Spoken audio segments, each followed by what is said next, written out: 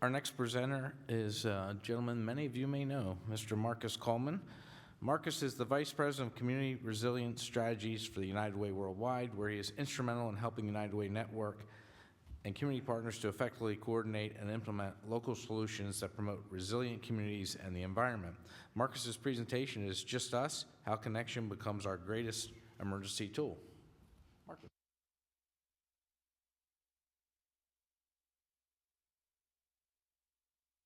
Do good things. Thank you. Well, good morning, everybody. Let me try this one more time. Good morning, everyone. Thank you for allowing me an opportunity to join you all for this year. As noted, my presentation is going to be about how connection becomes our greatest tool of emergency management. And it's taken me a while to admit this, but I love this profession. One of my favorite things to do as an emergency manager, and one of the favorite things that I learned early in my career in emergency management, is that there's no opportunity to connect with communities like a disaster preparedness presentation. It's the opportunity to talk with individuals, families, concerned citizens about what they can do to make sure that their families, their communities, and ultimately all of us together can be safe when times of crisis. But there was always a part of a disaster preparedness presentation that never really sat well with me. And it usually came from an honest place. That in emergency management, one of the things we cannot be is everywhere, all at once, all the time.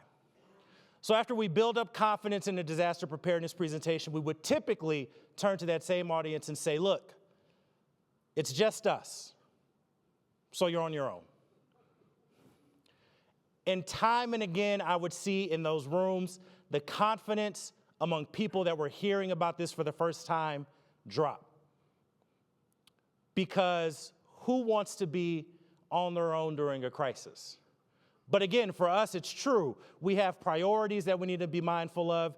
We can't be everywhere all at once. Unfortunately, we aren't as well resourced. But what I also noticed is that people lost sense of agency. Because not only did they feel like they would be on their own, they would feel alone.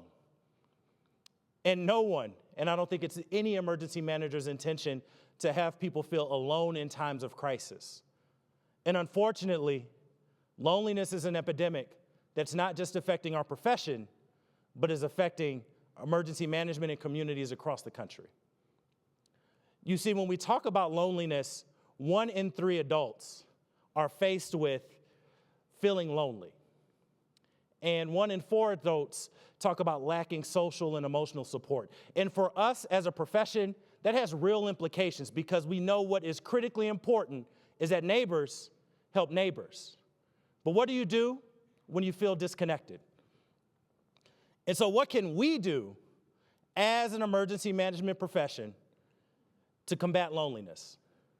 Well, throughout my years of emergency management, I've had the opportunity to learn from some of the best, the brightest, and the most thoughtful leaders, and I want to share some insights that I've gathered from them.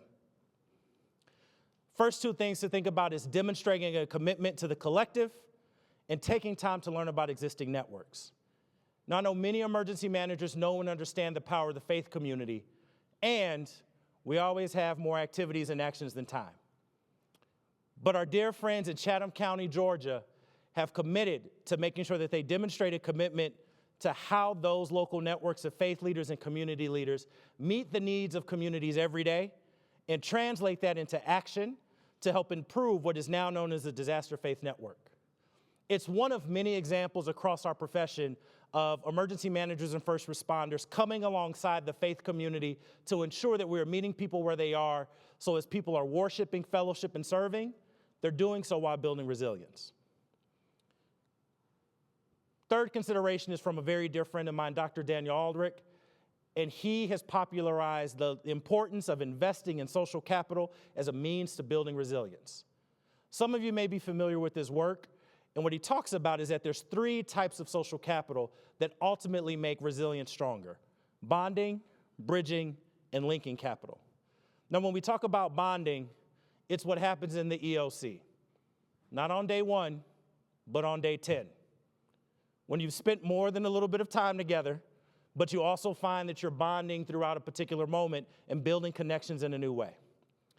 Bridging social capital is what happens when you bridge beyond your expertise, your experience, and your knowledge, and in many cases, other value, beliefs, and systems to help make a difference. And there's no entity or organization that's more committed than bridging capital in our profession than the National Voluntary Organizations Active in Disasters. There you have the Christian community, the Jewish community, Islamic faith tradition, the Buddhist community coming alongside, logisticians, technologists, and other disaster professionals, all with the intention to bridge towards making more resilient communities. And lastly, linking capital. So that's often what happens in the moment during a disaster where concerned communities or mutual aid networks are looking to link with formal emergency management systems, or, as I've seen time again in emergency management agencies across the country, from LA to DC, local emergency managers making an effort to link with folks who normally wouldn't feel like they're a part of the emergency management system. Now, the last two considerations that I want us to remember is understanding shared interests and being curious just a little bit longer. And there's a lot of examples that I can offer for this one, but I'll give you one of my favorites, which is a disaster mitigation example. You see, out in the Mountain West in Colorado, there was a community that had a problem. They had green space, they had flood risk, and the youth didn't have enough to do. Now, everybody could have been focused on just their own interests, but what they did is they came together and understood shared interests and were curious a little bit longer than normal through planning. And the result was an investment in a skate park that during blue skies was a convening space, a connecting space, a space for people that were young and hard to meet.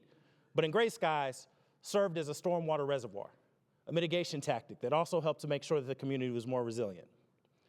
Now, y'all, we have a lot of questions to answer as emergency managers, especially in light of the inflection point we find ourselves in at this moment. But here's what I know for sure.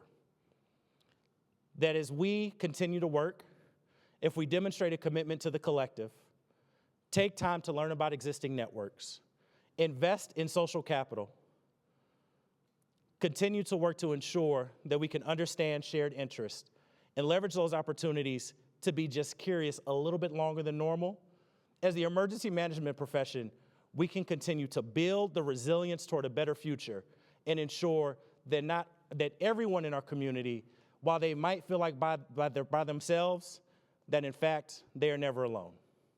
Thank you.